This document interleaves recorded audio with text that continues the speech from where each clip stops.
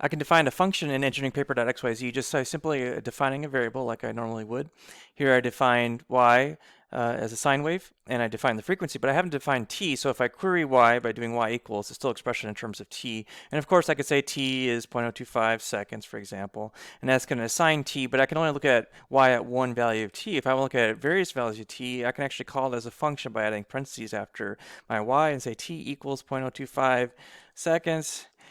and add extra t in there, and then I get the value at 0.02 seconds, and I can look at a couple different values, so y at t equals 1.01 seconds, for example. And the other thing I might want to do is plot it, so I just extend this notation by giving it a range instead of a specific value for t. So if I say 0 less than equal to t less than equal to, let's say I want to do 2 periods of the sine wave times 1 over frequency,